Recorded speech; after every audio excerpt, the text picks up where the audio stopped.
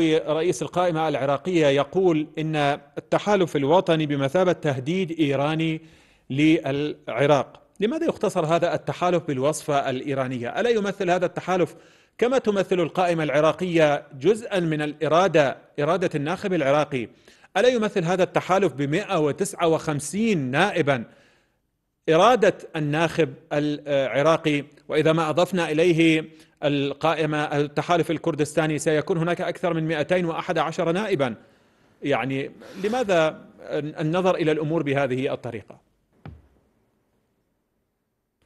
سيدي الفاضل، مع احترامنا وتقديرنا للسيد علاوي، هذا الكلام بات للاستهلاك المحلي، لأنه القائمة أو الكتلتين الآن اللي شكلت التحالف الوطني هم عراقيين، وأغلبهم قوائم مستقلة، وأغلبهم أحزاب مستقلة، وأغلبهم يعني شخصيات لا نريد أن نقول سنة ولكن نقولها.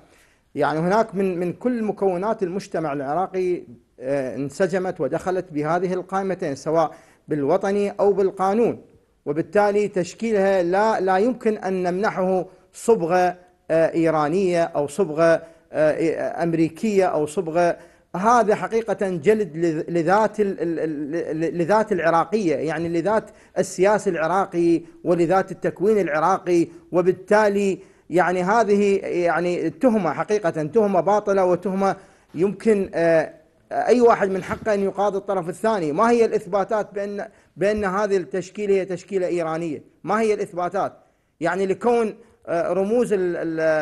رموز القوائم الموجودة هم يعني أحزاب إسلامية. يا أخي، بقائمة السيد علاوي موجودين كثير من الرموز اللي هم أحزاب إسلامية أو أحزاب ليبرالية، ولكن هم بصبغة سنية. يعني هل نستطيع أن نقول بأنه قائمة السيد علاوي سنية وبصبغة سعودية أو بصبغة سورية؟ هذا لا يجوز.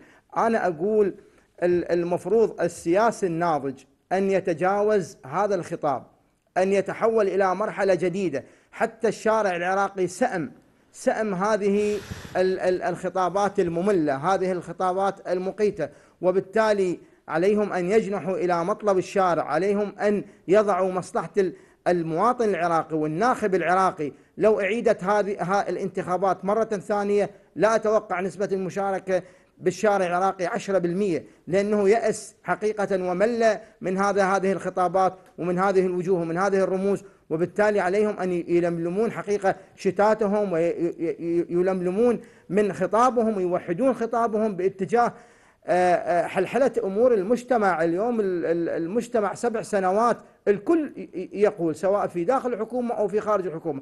أمس أنا استمعت لتصريح للسيد بهاء الأعرجي، حقيقة تصريح يحترم عليه، تصريح يحسب له، لأنه يقول أنا واحد من الناس الذين يجب أن أقدم اعتذار، وهو رجل عضو برلمان، يعني مو رئيس حكومة ولا صاحب حقيبة وزارية، لأنه يشعر بالتقصير اتجاه الشعب العراقي. يعني هؤلاء الناس اللي جلسوا في داخل البرلمان أو مسكوا حقائب وزارية أو تسلموا رئاسة حكومات، يعني لم يستطيعوا أن يلامسوا هموم الشارع، جراحات الشارع، آلام الشارع، وبالتالي مطالبين جميعا بالاعتذار للشارع العراقي. نعم. وللناخب العراقي.